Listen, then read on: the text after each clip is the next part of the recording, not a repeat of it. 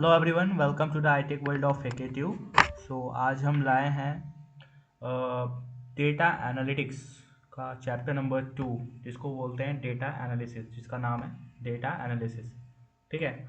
और इसका subject code है BCS 052 और ये है हमारे डिपार्टमेंटल इलेक्टिव्स फर्स्ट में से कोई एक सब्जेक्ट। ठीक है। तो आज इसका चैप्टर 2 इस वीडियो में पूरा वन शॉट है और इसमें हम लोग to the syllabus to the point बात किए हैं। और सिलेबस स्टार्ट करने से थोड़ा इस चैप्टर का मीनिंग समझते हैं।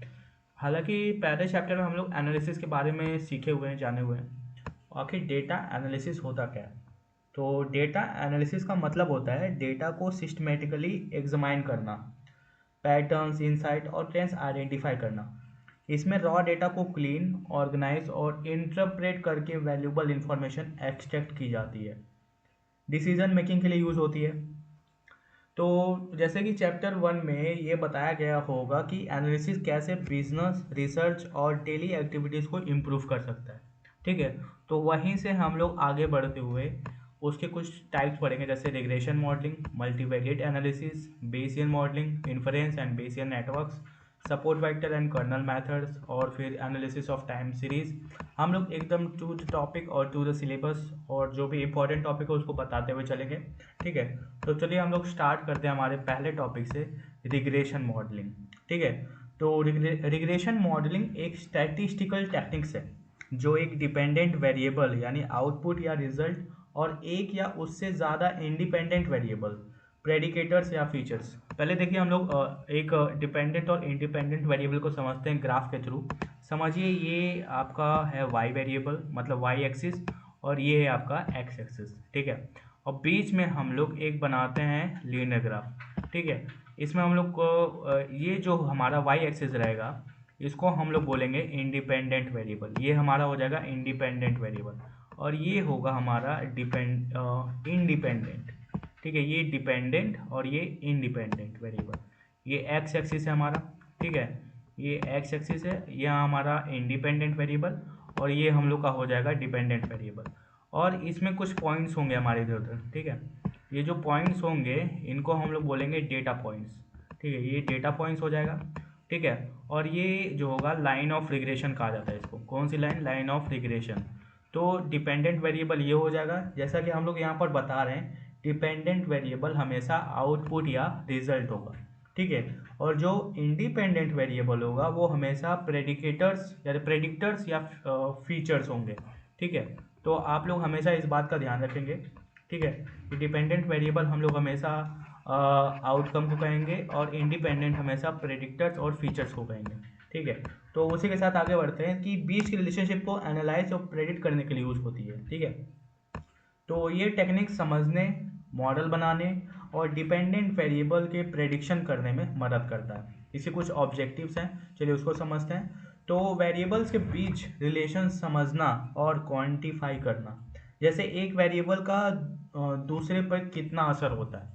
ठीक है। और फिर क्या दूसरा का फ्यूचर आउटकम्स प्रेडिक्ट करना पुराने डेटा के बेसिस पे। ठीक है। पुराने डेटा के बेसिस पे फ्यूचर आउटकम्स प्रेडिक्ट करना। और फिर इंडिपेंडेंट वेरिएबल्स का इन्फ्लुएंस समझना जो डिपेंडेंट वेरिएबल पे होता है। ठीक है। और ट्रेंड्स को आइडेंटिफाई करना और डिसीजन लेना, जैसे इकोनॉमिक्स, मेडिसिन, इंजीनियरिंग, मार्केटिंग जैसी फील्ड्स में। ठीक है। तो रिग्रेशन मॉडल्स के कुछ टाइप्स भी होते हैं। पहला क्या? Linear regression. वैसे तो बहुत सारे टाइप्स होते हैं लेकिन हम कुछ ही दो तीन टाइप्स समझेंगे इसमें। तो पहला हम लोग को आता है लीनियर रिग्रेशन। ठीक है। तो लीनियर रिग्रेशन में डिपेंडेंट और इंडिपेंडेंट वेरिएबल के बीच एक लीनियर रिलेशन बनता है, जैसे y equal to m x plus c. जहाँ पर क्या होता है कि वाई जो होता है हम लोग का वो डिपेंडेंट वेरिएबल होता है, एक्स जो होता है वो इंडिपेंडेंट वेरिएबल होता है, एम जो होता है वो स्लोप होता है। ठीक है। तो एक बार फिर से हम लोग समझेंगे कि जो लीनियर रिग्रेशन होता है डिपेंडेंट और इंडिपेंडेंट वेरिएबल के बीच एक लीनियर रिलेशन बनाता है, जिसको एक इक्वेशन से हम लोग डिनोट कर सकते हैं, y equal to m x plus c. जहाँ पर y जो होता है हम लोग का डिपेंडेंट वेरिएबल, x जो होता है वो इंडिपेंडेंट वेरिएबल, और m जो होता है वो स्लोप, और c जो होता है वो इंटरसेप्ट। अगर एजम्पशन की बात करें तो वेरिएबल का रिलेशन लीनियर है और एरर्स नॉर्मल डिस्ट्रीब्यूशन फॉलो करते हैं। और इसका यूज़ कहाँ कहाँ होता है, जैसे कॉन्टिन्यूस आउटकम्स को प्रेडिक्ट करने के लिए। एग्जांपल की बात करें तो घर का प्राइस प्रेडिक्ट करना बेस्ड ऑन साइज, रूम्स और लोकेशन। और फिर बात करेंगे हम लोग मल्टीपल लीनियर रिग्रेशन की। तो लीनियर रिग्रेशन का एडवांस वर्जन जिसमें मल्टीपल इंडिपेंडेंट वेरिएबल होती है। इक्वेशन जैसे कि आप यहाँ देख रहे हैं, y equal to B of zero plus B one of X one plus B two of X two plus dot dot plus B N of X N plus belongs to. ठीक है, जहाँ हम लोग का बी जीरो है वो है intercept. ठीक है, अगर हम बात करें बी जो है इंटरसेप्ट है और B one B two B N जो है कोफिशिएंट है, और ये क्या है, एरर टर्म है, जो लास्ट में आता है हम लोग का, ये एरर टर्म है। एग्जाम्पल की बात करें तो एक कंपनी का सेल्स रेवेन्यू को प्रेडिक्ट करना based on advertising budget, sales people की काउंट और सीजन का इफेक्ट।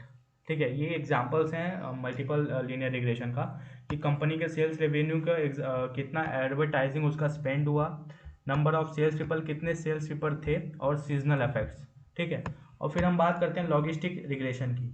तो बाइनरी क्लासिफिकेशन प्रॉब्लम के लिए यूज़ होता है। जो हमारा लॉजिस्टिक रीजन होता है वो बाइनरी क्लासिफिकेशन के लिए यूज़ होता है, जहाँ रिजल्ट कैटेगोरिकल होता है, जैसे यस और नो और 0 और 1। ठीक है, अगर हम सिग्मॉइड फंक्शन की बात करें तो प्रोबेबिलिटी मॉडल करने के लिए यूज़ होता है। इक्वेशन जैसे कि आप देख रहे हैं, sigma of x equal to 1 upon 1 plus e की power minus x, to model probabilities.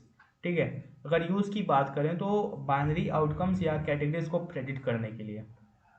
ठीक है, और एग्जाम्पल की बात करें तो मेडिकल टेस्ट के बेसिस पे पेशेंट के डिजीज़ होने का प्रेडिक्शन। ठीक है, ये प्रेडिक्शन लगाता है कि पेशेंट को कौन सी डिजीज़ होने वाली है। ठीक है, अब हम बात करेंगे कुछ रिग्रेशन मॉडल में कुछ स्टेप्स होते हैं। एग्जामिनेशन में आएगा तो आप इसी वे में लिखेंगे और इसी पॉइंट वाइज में अगर आप आंसर लिखेंगे तो आपको मार्क्स अच्छे मिल सकते हैं। ठीक है, with formula, with examples and with point wise. और फिर हम लोग स्टेप्स इन रिग्रेशन मॉडलिंग लिखेंगे। तो पहला क्या आता है हम लोग का, डेटा कलेक्शन। ठीक है, तो डेटा कलेक्शन में क्या, रेलिवेंट और एक्यूरेट डेटा कलेक्ट करना, फिर data pre processing, missing values को हैंडल करना, वेरिएबल को स्केल करना और आउटलायर्स को आइडेंटिफाई करना। और फिर क्या आता है हम लोग का, फीचर सिलेक्शन, इम्पोर्टर प्रेडिक्टर्स को सिलेक्ट करना, जैसे कोरिलेशन एनालिसिस या स्टेप वाइज सिलेक्शन। ठीक है, और फिर मॉडल बिल्डिंग की बात करें तो स्टैटिस्टिकल सॉफ्टवेयर या प्रोग्रामिंग, जैसे पाइथन हो गया, आर हो गया, ठीक है, से रिग्रेशन मॉडल बनाना। और फिर बात करेंगे मॉडल इवोल्यूशन। अगर मॉडल की परफॉर्मेंस को मैट्रिक्स जैसे आर की पावर स्क्वायर, एमएसई, एमएई का जरिए एसेस करना। और फिर प्रेडिक्शन क्या, नए या अनसीन डेटा पे प्रेडिक्शन करना। और फिर से कुछ एप्लीकेशन होते हैं, पहला क्या, बिजनेस में, जैसे बात कर लें सेल्स रेवेन्यू और मार्केट ट्रेंड्स का फोरकास्ट। ठीक है, और हेल्थ केयर की बात कर लें तो हेल्थ केयर में डिजीज़ आउटकम्स और ट्रीटमेंट इफेक्टिवनेस प्रेडिक्ट करना। और फिर इंजीनियरिंग में सिस्टम रिलायबिलिटी और परफॉर्मेंस मॉडल करना। और फाइनेंस में स्टॉक प्राइसेस और क्रेडिट रिस्क का एस्टिमेशन। एक एग्जांपल की बात करें ओवरऑल रिग्रेशन मॉडलिंग की, तो समझ लीजिए कि एक रिटेल कंपनी अपने मंथली सेल्स रेवेन्यू को प्रेडिक्ट करना चाहती है बेस्ड ऑन एडवर्टाइजिंग बजट और एक्टिव कस्टमर्स के जरिए। ठीक है, तो मल्टीपल लीनियर रिग्रेशन का यूज़ करके डिपेंडेंट वेरिएबल यानी सेल्स रेवेन्यू और इंडिपेंडेंट वेरिएबल यानी एडवर्टाइजिंग स्पेंड और कस्टमर काउंट लिए जाते हैं। इस मॉडल से कंपनी मार्केटिंग बजट का ऑप्टिमाइजेशन कर सकती है और रेवेन्यू मैक्सिमाइज कर सकती है। ठीक है, तो इससे आपको एक रियल लाइफ एग्जांपल भी मिल गया और रिग्रेशन मॉडलिंग को हम टू द पॉइंट समझे और एकदम हर एक टाइप्स उसके पॉइंट वाइज और प्लस उसके फॉर्मूला चीज़ समझे हुए हैं। अब हम लोग आते हैं नेक्स्ट पॉइंट पे, हमारा आता है मल्टीवेरिएट एनालिसिस। तो मल्टीवेरिएट का इसको दो पार्ट में अगर हम लोग डिवाइड कर दें, ठीक है, मल्टी और वेरिएट। तो मल्टी मतलब मल्टीपल हो जाएगा और वेरिएट मतलब वेरिएबल हो जाएगा, यानी मल्टीपल वेरिएबल्स। तो मल्टीवेरिएट एनालिसिस एक ऐसी स्टैटिस्टिकल टेक्निक्स है जो एक साथ मल्टीपल वेरिएबल्स को एनालाइज करने के लिए यूज़ होती है। इसका पर्पज़ है वेरिएबल्स के बीच के रिलेशनशिप्स, पैटर्न्स और स्ट्रक्चर्स को समझना, स्पेशली जब दो या उससे ज़्यादा वेरिएबल्स इंटरडिपेंडेंट होते हैं। ठीक है, अगर हम ऑब्जेक्टिव्स की बात करें तो मल्टीपल वेरिएबल्स के रिलेशनशिप और डिपेंडेंसी समझना, ठीक है, और डेटा सेट की डायमेंशनलिटी रिड्यूस करना इंपॉर्टेंट इन्फॉर्मेशन को रिटेन करते हुए। ठीक है, और फिर क्या, डेटा को क्लासीफाई या ग्रुप करना मीनिंगफुल कैटेगरीज में। और फिर मल्टीपल प्रेडिक्टर्स के बेसिस पे आउटकम प्रेडिक्ट करना। अगर हम टाइप्स की बात करें तो टाइप में पहला क्या आता है हम लोग का, फैक्टर एनालिसिस। तो फैक्टर एनालिसिस मतलब डेटा के अंडरलाइंग फैक्टर्स या टैलेंट वेरिएबल्स को आइडेंटिफाई करता है जो ऑब्जर्व डेटा को एक्सप्लेन करते हैं। ठीक है, तो मल्टीवेरिएट एनालिसिस टेक्निक्स के कुछ टाइप्स होते हैं, उनमें से 2-3 टाइप्स है। पहला क्या है, फैक्टर एनालिसिस। तो फैक्टर एनालिसिस डेटा के अंडरलाइंग फैक्टर्स या टैलेंट वेरिएबल्स को आइडेंटिफाई करता है जो ऑब्जर्व डेटा को एक्सप्लेन करते हैं। इसका यूज़ क्या है कि लार्ज सेट ऑफ वेरिएबल्स को छोटे ग्रुप्स में रिड्यूस करना। कुछ मेथड्स भी हैं, जैसे कि बात कर लें प्रिंसिपल एक्सेस फैक्टरिंग, पीएएफ, या मैक्सिमम लाइक्लीहुड एस्टिमेशन, एमएलई। ठीक है, इसमें कुछ हार्ड कीवर्ड्स होंगे। ठीक है, हार्ड कीवर्ड्स होंगे जो कि एग्ज़ाम में लिखना बहुत ज़्यादा ज़रूरी होता है। अब मैं समझ सकता हूँ कि समझ में नहीं आते, लेकिन उसको आपको लिखना मैंडेटरी होगा, क्योंकि उस टॉपिक से रिलेटेड उस कीवर्ड से ही आपको मार्क्स मिलेंगे। ठीक है, तो जैसे फैक्टर एनालिसिस की बात करें तो उसमें ये दोनों मेथड्स आपको दिखाने होंगे, जैसे कि उसमें लाइक प्रिंसिपल एक्सेस फैक्टरिंग और मैक्सिमम लाइक्लीहुड एस्टिमेशन। ठीक है, इसके एग्जांपल्स की बात कर लें, जैसे साइकोलॉजी में इंटेलिजेंस या पर्सनैलिटी जैसे ट्रेड्स को आइडेंटिफाई करना ऑब्जर्व बिहेवियर के बेसिस पे। ठीक है, अब हम बात करेंगे क्लस्टर एनालिसिस क्या होते हैं। तो क्लस्टर एनालिसिस मतलब सिमिलर डेटा पॉइंट्स को ग्रुप्स यानी क्लस्टर में डिवाइड करता है बेस्ड ऑन उनके कैरेक्टरिस्टिक।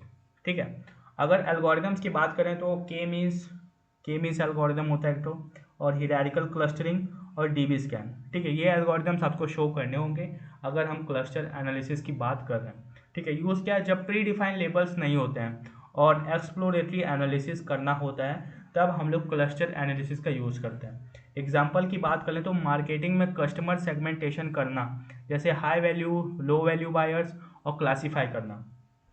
और हम बात करते हैं प्रिंसिपल कंपोनेंट एनालिसिस, ये क्या होता है।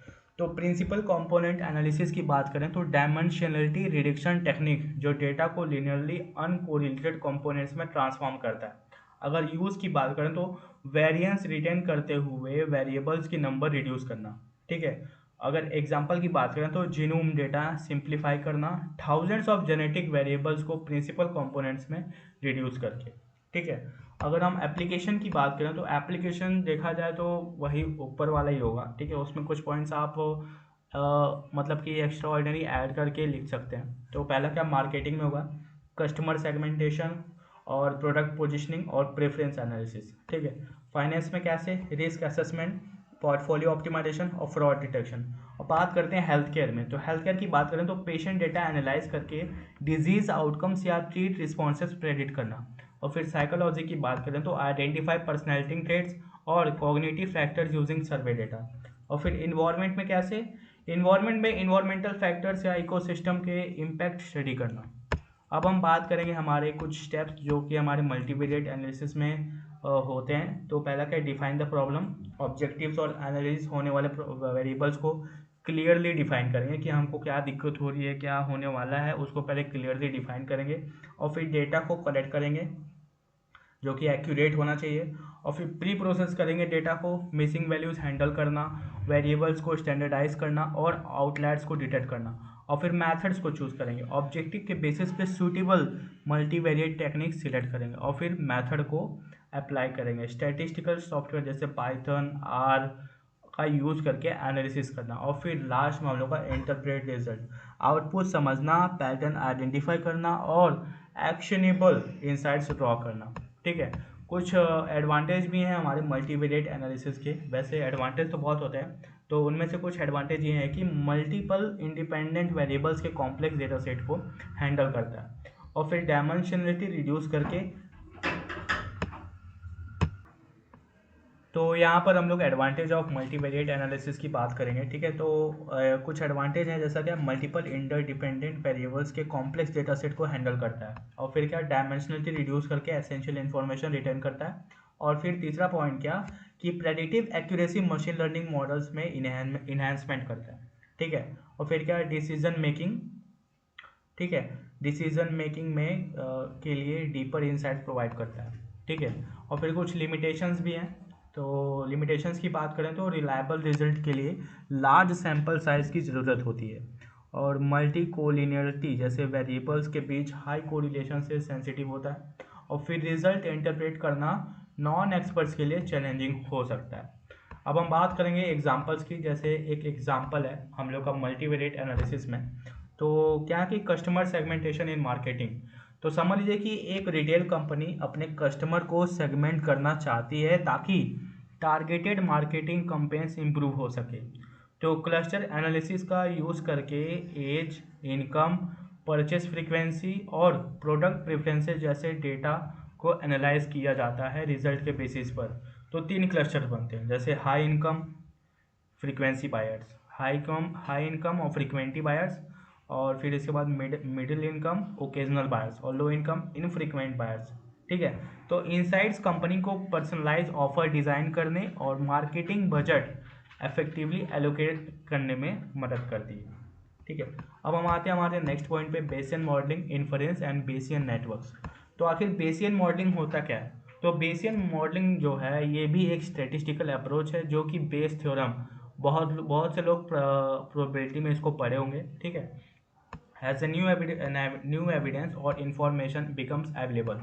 तो इसको अगर हम बात करेंगे तो बेसियन मेथड्स एक पावरफुल स्टैटिस्टिकल फ्रेमवर्क है जो अनसर्टेनिटी और इनकम्प्लीट डेटा हैंडल करने में काफ़ी मददगार है। इसका बेसिस बेस थ्योरम है जो नए एविडेंस के आने पर प्रोबेबिलिटीज़ को अपडेट करने की टेक्निक देता है। समझने के लिए चलिए अलग अलग पार्ट्स को एक्सप्लेन करते हैं।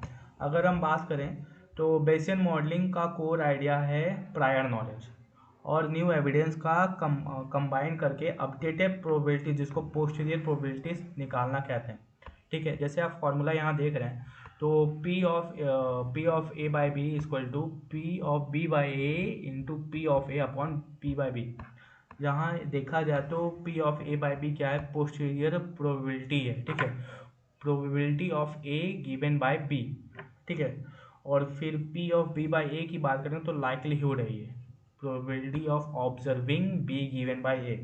ठीक है, अगर हम बात करें तो ये P ऑफ A भी क्या है कि probability of event A after absorbing B। और फिर इसका B बाई ए की बात करें तो probability of observing B if A is true. और फिर यहाँ P ऑफ A क्या है कि प्रायर बिलीव है अबाउट A, और P ऑफ B क्या है? एविडेंस है, प्रायर ऑफ ऑब्जर्विंग B, जिसको एविडेंस बोलेंगे। तो अगर हम बात करें तो एक डॉक्टर को इमेजिन करो कि एक डॉक्टर को diagnosing flu, imagine a doctor diagnosing flu. तो प्रायर नॉलेज इसमें क्या है कि P ऑफ A है।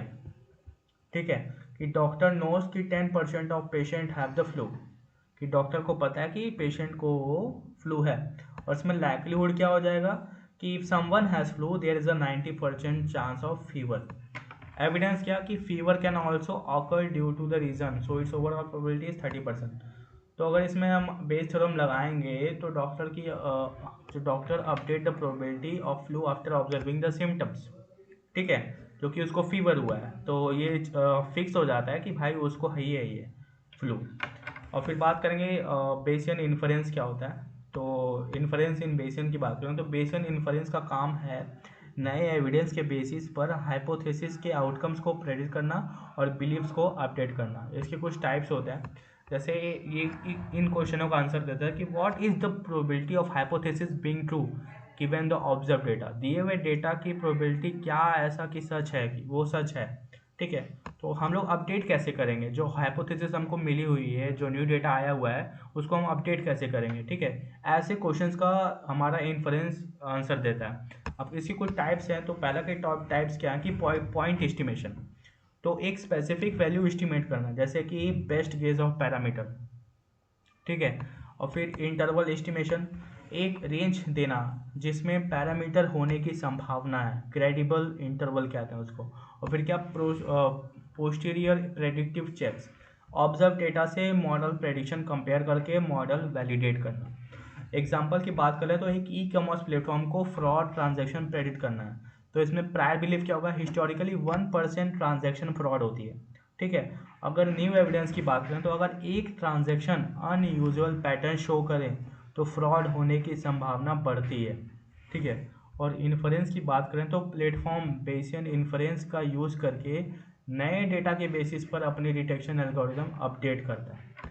ठीक है, अब हम बेसियन नेटवर्क्स की बात करेंगे तो बेसियन नेटवर्क्स एक ग्राफिकल मॉडल है जो वेरिएबल्स के रिलेशनशिप को रिप्रेजेंट करता है यूजिंग डायरेक्ट एसाइक्लिक ग्राफ्स, जिसको डैक्स बोलते हैं। ठीक है, यूजिंग डायरेक्ट एसाइक्लिक ग्राफ्स। ये की पॉइंट्स अगर आप याद रखेंगे तो आपके लिए बहुत अच्छा रहेगा। अगर बेसियन नेटवर्क आ रहा है तो डायरेक्टेड एसाइक्लिक ग्राफ्स की बात होगी। इसमें कुछ कंपोनेंट्स होते हैं, जैसे नोड जो कि वेरिएबल्स को रिप्रेजेंट करता है, एजेस वेरिएबल्स के बीच डिपेंडेंसीज दिखाता है, और कंडीशनल प्रोबेबिलिटी टेबल सीपीटीज क्या करता है कि वेरिएबल्स के रिलेशनशिप को क्वांटिफाई करता है। इसके कुछ एग्जांपल्स हैं, जैसे डिजीज डायग्नोस की बात करें तो ये बेसियन नेटवर्क यूज़ करता है तो मॉडल डिजीज सिम्टम्स और टेस्ट रिजल्ट का रिलेशनशिप, जहाँ पर नोट्स क्या हो जाएगा सिम्टम्स, फीवर कफ, और डिजीज की बात करें तो फ्लू और निमोनिया, इस मैच क्या फीवर का फ्लू का साथ रिलेशनशिप हो सकता है। और सीपीटीज की बात करें तो फीवर होने पर फ्लू होने की प्रोबेबिलिटी होगी। ठीक है, उसके कुछ एडवांटेज हैं। एडवांटेज क्या है कि हमारे पास प्रायर नॉलेज इंक्लूड करना, जैसे किसी डॉक्टर के पास पहले से एक्सपीरियंस हो तो वो अपने प्रायर बिलीफ के इनकॉर्पोरेट कर सकता है कि डायग्नोसिस में ऐसा उसको हुआ है। और फिर अनसर्टेनिटी हैंडल करना, इनकम्प्लीट डेटा होने के बावजूद प्रोबेबिलिटीज़ को इफेक्टिवली अपडेट करते हैं। ठीक है, और फिर डिनामिक अपडेट्स, नया डेटा आने पर मॉडल अपने आप इम्प्रूव होता है। ठीक है, और फिर इसे अगर हम बात करें तो इसमें कुछ लिमिटेशन है, जैसे computational cost, large data sets या कॉम्प्लेक्स मॉडल्स के लिए कैलकुलेशन स्लो हो सकता है। और प्रायर सिलेक्शन की बात करें तो इनकरेक्ट प्रायर बायस इंट्रोड्यूस कर सकते हैं जो गलत रिजल्ट दे सकता है। ठीक है, अगर हम बात करें इसके एक बेसियन नेटवर्क्स की, ठीक है, जो कि हमें दिया गया है, तो अगर हम इसको समझेंगे, ठीक है, तो इसमें जो ये आप सर्कल्स देख रहे हैं, ठीक है, ये जो सर्कल्स आप देख रहे हैं इसको नोड्स बोलेंगे। तो हर एक सर्कल एक वेरिएबल या इवेंट को रिप्रेजेंट करता है, जैसे सीजन, रेन, ठीक है, डॉग बार्क, एलर्जीज, ठीक है, और अम्ब्रेलास। ये वेरिएबल्स कॉज या इंडिपेंडेंट वेरिएबल या अफेक्ट डिपेंडेंट वेरिएबल हो सकते हैं। एग्जांपल की बात कर लें तो रेन जो है वो डिपेंडेंट है सीजन और एटमॉस्फेरिक प्रेशर पे। ठीक है, अगर हम एजेस की बात कर लें, जो एरोज हैं या हमारे एजेस हैं, ठीक है, वो डिपेंडेंसीज या रिलेशनशिप को दिखाते हैं। एग्जांपल की बात कर लें तो रेन का अक्सर डॉग बार्क पर पड़ता है, रेन का असर जो है वो डॉग बार्क पर पड़ता है। और कंडीशनल प्रोबेबिलिटीज़ की बात करें तो वेरिएबल्स के बीच के रिलेशनशिप नंबर्स या प्रोबेबिलिटीज़ यानी सीपीटीज़ के थ्रू क्वांटिफाई करता है। अगर एग्जांपल की बात कर लें तो अगर रेन हो रहा है, ठीक है, अगर बारिश हो रही है तो अम्ब्रेलास का प्रोबेबिलिटी बढ़ जाता है। ठीक है, तो अगर बात करें सीजन और एटमॉस्फेरिक प्रेशर, ठीक है, ये रेन को डायरेक्टली अफेक्ट करते हैं। एग्जांपल की बात करें तो मानसून सीजन और लो प्रेशर के कारण रेन होने की प्रोबेबिलिटी ज़्यादा होती है। ठीक है, ये मानसून सीजन और प्रेशर के प्रोबेबिलिटी, रेन की प्रोबेबिलिटी ज़्यादा हो रही है। और रेन क्या जो है सेंट्रल वेरिएबल है। रेन का असर जो है कि दूसरे वेरिएबल पर होता है, जैसे एलर्जीज आएंगी, कुत्ता भौंकेगा, और फिर कैट हाइड छुप जाएंगी, ग्रास वगैरह। ठीक है, बारिश होने पर डॉग्स के बिहेवियर में फ़र्क पड़ता है, और कैट्स जो हैं बारिश के टाइम ज़्यादा छुप जाती हैं जो उनके मूड पर असर डालता है। और फिर एलर्जीज और ग्रास की बात कर लें तो सीज़न का डायरेक्ट असर एलर्जीज और ग्रास पर होता है। स्प्रिंग सीजन में पॉलन की वजह से एलर्जीज बढ़ती हैं और ग्रास भी ज़्यादा उगती हैं। डॉग बार्क और कैट बिहेवियर की बात करें तो ये वेरिएबल इनडायरेक्टली रेन से इम्पैक्ट होते हैं। एग्जांपल की बात कर लें, डॉग्स बारिश में कम बार्क करते हैं क्योंकि वो इंडोर रहना पसंद करते हैं। ठीक है, अगर हम इसी तरह से बेसियन नेटवर्क भी अच्छे समझ लें, अब हम लोग support vector and kernel method की बात करते हैं। तो support vector and kernel method, support vector machines और kernel method powerful machine learning techniques है जो क्लासिफिकेशन और रिग्रेशन के टास्क के लिए यूज़ होता है। यहाँ पर इनके कॉन्सेप्ट को आसान लैंग्वेज में समझते हैं। ठीक है, तो अगर हम बात करें तो एसवीएम एक सुपरवाइज लर्निंग एल्गोरिदम है। ठीक है, एसवीएम जो है वो एक सुपरवाइज्ड मशीन लर्निंग एल्गोरिदम है जो डेटा के डिफरेंट क्लासेस को सेपरेट करने के लिए एक बेस्ड हाइपर प्लेन ढूंढता है। ठीक है, एक बेस्ड हाइपर प्लेन ढूंढता है। जैसे कि बात करें मैक्सिमम मार्जिन, ऐसे कुछ की फीचर्स हैं। तो मैक्सिमम मार्जिन, एसवीएम का ऑब्जेक्टिव है कि वो क्लासेस के बीच का मैक्सिमम गैप यानी मार्जिन क्रिएट करें। ठीक है, और सपोर्ट वेक्टर्स की बात करें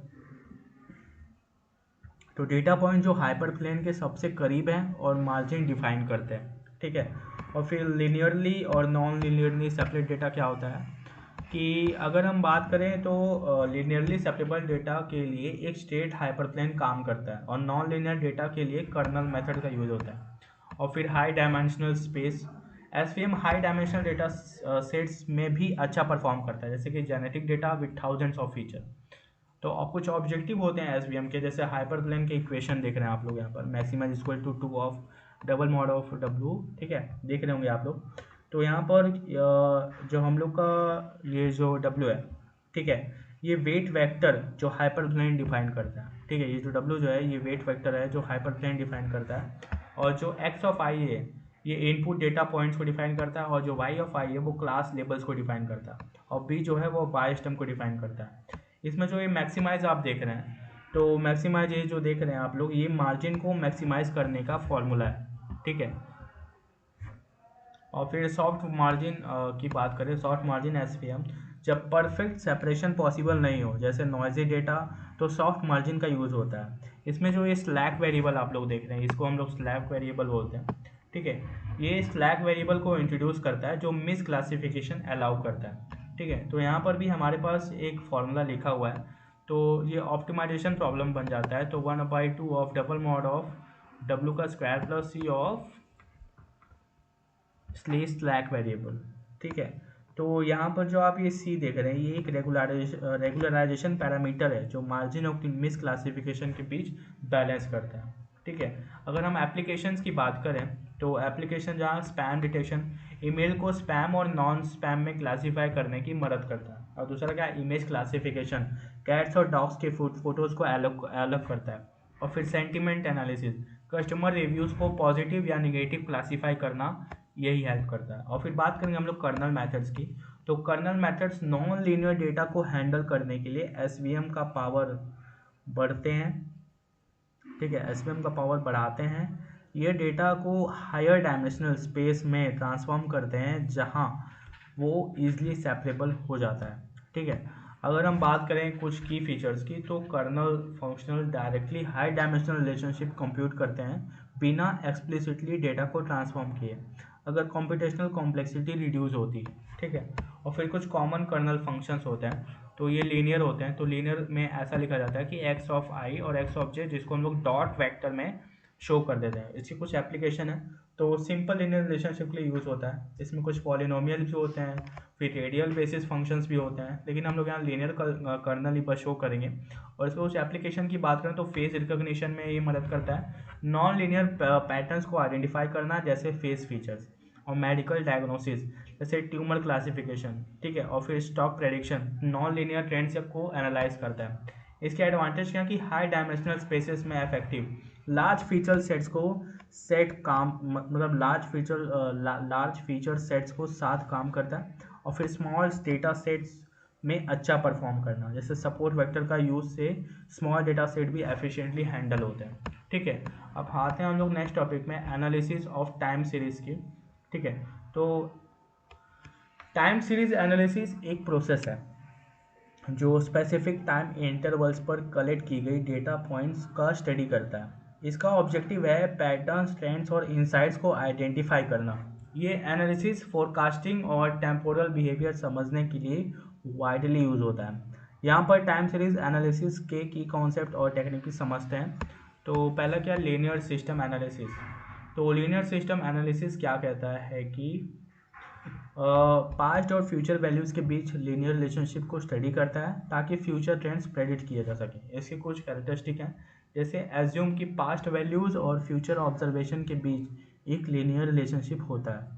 सिंपल और एफिशिएंट मेथड जैसे मूविंग एवरेजेस और ऑटो रिग्रेशन का यूज़ होता है, ठीक है। और कुछ कॉमन टेक्निक्स होते हैं जैसे ऑटो रिग्रेसिव मॉडल, जैसे AR, टाइम सीरीज के पास्ट वैल्यूज़ को यूज करके फ्यूचर वैल्यूज़ प्रेडिक्ट करता है। एग्जांपल की बात करें तो एक स्टॉक का प्राइस आज काफ़ी हद तक पिछले कुछ दिनों के प्राइस पर डिपेंड करेगा, ठीक है। और फिर बात करेंगे moving average models, MA, past errors यानी रेसिडुअल्स का एनालिसिस करके प्रेडिक्शन करता है। और फिर ARM models, auto regressive moving average, AR और MA अप्रोच को कंबाइन करता है बेटर एक्यूरेसी के लिए। और फिर बात करते हैं कुछ एप्लीकेशन की, जैसे stock price prediction, historical stock price trends को एनालाइज करके अगले दिन का प्राइस प्रेडिक्ट करना, और फिर इकोनॉमिक फोरकास्टिंग, जीडीपी और इन्फ्लेशन रेट्स के ट्रेंड्स को एनालाइज करना, और इलेक्ट्रिसिटी डिमांड प्रेडिक्शन कि कितनी डिमांड है इलेक्ट्रिसिटी की, इलेक्ट्रिसिटी का डिमांड फ्यूचर में कितना होगा, इसकी फोरकास्टिंग करना वगैरह, ठीक है। और फिर हम बात करते हैं नॉन लीनियर डिनामिक्स क्या होगा। तो नॉन लीनियर डिनामिक्स उन टाइम सीरीज डेटा को एनालाइज करता है जो कैओटिक या कॉम्प्लेक्स बिहेवियर एग्जिबिट करते हैं और लीनियर मॉडल से हैंडल नहीं किए जा सकते। अगर कैरेक्टरिस्टिक की बात करें तो वेरिएबल्स के बीच रिलेशनशिप कॉम्प्लेक्स और नॉन प्रोमोशनल होते हैं। सेंसिटिव डिपेंडेंसीज और इनिशियल कंडीशन, छोटी सी चेंज इनिशियल वैल्यूज में भी आउटकम पर सिग्निफिकेंट इम्पैक्ट डाल सकती है, जैसे चाउस थ्योरी, ठीक है। इसके कुछ कॉमन टेक्निक्स होते हैं जैसे डिले एम्बेडिंग, ठीक है। डिले एम्बेडिंग में क्या होता है कि टाइम सीरीज डेटा को फेस स्पेस रिकंस्ट्रक्ट करता है सिस्टम के डिनामिक्स एनालाइज करने के लिए, ठीक है। और फिर क्या हमारे पास फ्रैक्शनल डायमेंशन एनालिसिस होता है, डेटा के कॉम्प्लेक्सिटी को मेजर करता है, और इसके कुछ एप्लीकेशंस होते हैं जैसे वेदर प्रेडिक्शन, मेडिकल डायग्नोस और फाइनेंशियल मार्केट्स, ठीक है। और फिर जो ना जब लीनियर और नॉन लीनियर मॉडल को कंबाइन करते हैं तो ये बन जाता है हाइब्रिड मॉडल, ठीक है। तो real world time series data में दोनों लीनियर और नॉन लीनियर पैटर्न हो सकते हैं। Hybrid model linear time series technique के मशीन लर्निंग अप्रोचेस के साथ कंबाइन करते हैं जो दोनों बिहेवियर्स को बेटर कैप्चर करते हैं। और फिर आते हैं हम लोग रूल इंडक्शन में। तो रूल इंडक्शन की बात करें तो ये भी एक टेक्निक है जो डेटा से रूल एक्सट्रैक्ट करती है, ठीक है, और इंटरप्रेट मॉडल्स बनाती है। इसका ऑब्जेक्टिव है डिसीजन मेकिंग के लिए ऐसे सिंपल और समझने लायक रूल्स जनरेट करना जो डेटा के पैटर्न्स को रिप्रेजेंट करे, ठीक है। और तो रूल इंडक्शन एक मेथड है जो ऑटोमेटिकली डेटा से डिसीजन रूल्स जनरेट करता है। ये रूल्स क्लासिफिकेशन टास्क के लिए काफ़ी यूजफुल होता है और डेटा के हिडन पैटर्न्स को समझने में मदद करता है। इसके कुछ की फीचर्स हैं जैसे इंटरप्रिटेबिलिटी, जो रूल्स प्रोड्यूस करता है वो इजी टू अंडरस्टैंड होते हैं और डायरेक्टली डिसीजन मेकिंग में यूज़ हो सकते हैं। एग्जांपल की बात कर लें, अगर किसी कस्टमर की इनकम ₹50,000 से कम है और क्रेडिट स्कोर लो है तो वो लोन अप्रूव नहीं कर सकता, ठीक है। और क्लासिफिकेशन टास्क की बात करें तो ये ज़्यादातर मशीन लर्निंग क्लासिफिकेशन टास्क में यूज़ होता है। एग्जांपल की बात करें तो कस्टमर को हाई रिस्क और लो रिस्क कैटेगरी में क्लासीफाई कर देता है, ठीक है। और फिर इसके बाद एप्लीकेशन की बात करें तो credit risk analysis, rules induces करके प्रेडिक्ट किया जा सकता है कि कोई कस्टमर लोन या रीपे करेगा या डिफ़ॉल्ट करेगा। अब बात करते हैं हम लोग न्यूरल नेटवर्क की। न्यूरल नेटवर्क की जब बात करते हैं तो अगर एक न्यूरल नेटवर्क को अगर हैंड रिटन, ठीक है, न्यूरल नेटवर्क जो होता है वो कंप्यूटेशनल मॉडल है जो ह्यूमन ब्रेन से इंस्पायर हुआ है, ठीक है। ये मेनली पैटर्न रिकॉग्निशन और प्रेडिक्टिव टास्क के लिए यूज़ होता है। न्यूरल नेटवर्क्स का गोल है कॉम्प्लेक्स रिलेशनशिप को समझना और अनसीन डेटा पे एक्यूरेट प्रेडिक्शन करना, ठीक है। इसमें कुछ लर्निंग एंड जनरलाइजेशन होता है। तो न्यूरल नेटवर्क्स हिस्टोरिकल डेटा से पैटर्न्स को सीखता है और नए अनसीन डेटा पर जनरलाइज करके प्रेडिक्शन करता है, ठीक है। इसके कुछ की फीचर्स हैं जैसे कॉम्प्लेक्स रिलेशनशिप को समझने की कैपेबिलिटी और प्रॉपरली ट्रेन होने के बाद अनसीन डेटा के लिए अच्छी जनरलाइजेशन पावर, ठीक है। एग्जांपल की बात करें तो एक न्यूरल नेटवर्क, ठीक है, एक न्यूरल नेटवर्क को अगर हैंड रिटन डिजिट 0 to 9 पर ट्रेन किया गया है तो वो नए डिजिट को एक्यूरेटली क्लासीफाई कर सकता है, जैसे एक इमेज देखकर बताना कि वो 7 है, ठीक है। और फिर कॉम्पिटिटिव लर्निंग की बात करें तो कॉम्पिटिटिव लर्निंग एक अनसुपरवाइज्ड लर्निंग टेक्निक है जहां न्यूरॉन्स आपस में compete करते हैं इनपुट डेटा को रिप्रेजेंट करने के लिए। इसकी की फीचर्स की बात करें तो इसमें टारगेट आउटपुट की ज़रूरत नहीं होती, सिमिलर डेटा पॉइंट्स को क्लस्टर में ग्रुप कर लेता है। एग्जाम्पल की बात करें तो एक competitive learning network customer data को परचेज बिहेवियर के बेसिस पर क्लस्टर्स में डिवाइड करता है, जैसे हाई स्पेंडर्स, मॉडरेट स्पेंडर्स और लो स्पेंडर्स। और फिर हम लोग बात करेंगे principal component analysis and neural network. तो प्रिंसिपल कंपोनेंट एनालिसिस एक डायमेंशनलिटी रिडक्शन टेक्निक है जो डेटा के मैक्सिमम वेरिएंस को रिटेन करता है और डायमेंशन रिड्यूस करता है। इसका यूज़ न्यूरल नेटवर्क को इनपुट्स को सिंप्लीफाई करने के लिए होता है। और फिर बात करते हैं हम लोग सुपरवाइज और अनसुपरवाइज्ड लर्निंग क्या होता है। तो सुपरवाइज लर्निंग में होता क्या है कि इसमें लेबल डेटा यानी इनपुट आउटपुट पेयर्स का यूज़ होता है, और मॉडल को स्पेसिफिक इनपुट्स पर करेक्ट आउटपुट्स प्रेडिक्ट करने के लिए ट्रेन किया जाता है। एग्जांपल की बात करें तो सुपरवाइज लर्निंग क्या होगा कि इमेज क्लासिफिकेशन, जहां इमेजेस लेबल्ड होती हैं जैसे डॉग और कैट। और बात करेंगे जब अनसुपरवाइज लर्निंग की, तो अनसुपरवाइज लर्निंग में इसमें डेटा अनलेबल्ड होता है और मॉडल पैटर्न्स और स्ट्रक्चर को सीखता है बिना प्री डिफाइंड आउटपुट्स के। एग्जाम्पल की बात करें तो कस्टमर सेगमेंटेशन, जहां कस्टमर डेटा क्लस्टर में ग्रुप होता है।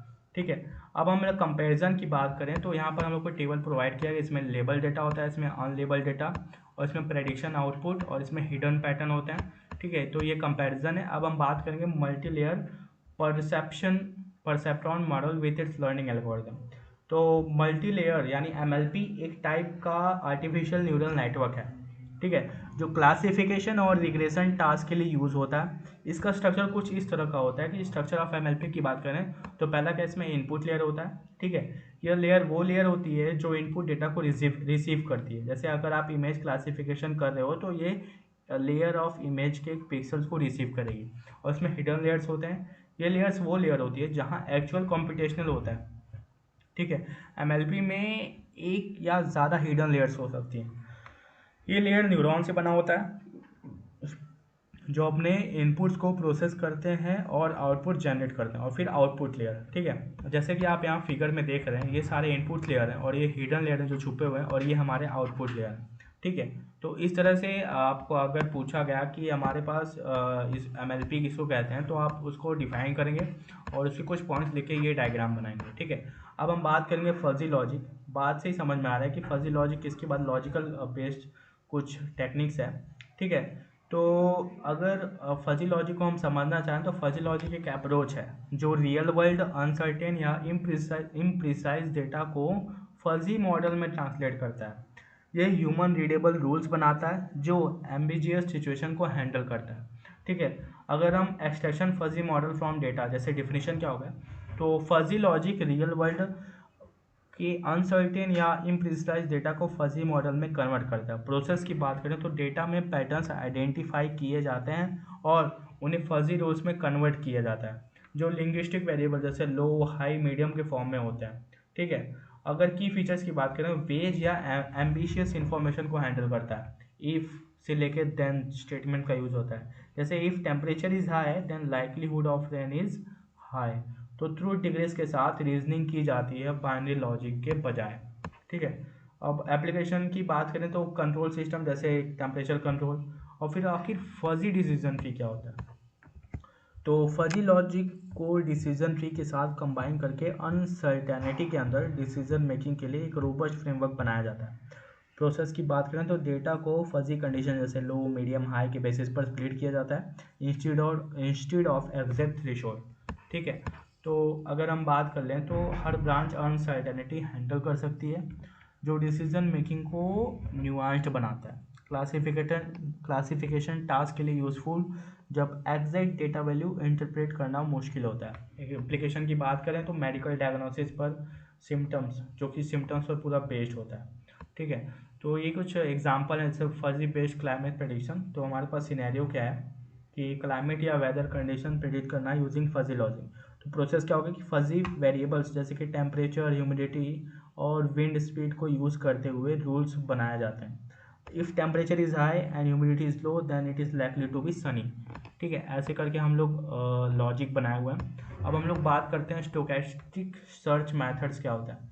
तो स्टोकेस्टिक सर्च मेथड एल्गोरिदम है जो प्रोबेबिलिस्टिक अप्रोचेस को यूज़ करते हैं सॉल्यूशन स्पेस को एक्सप्लोर करने के लिए।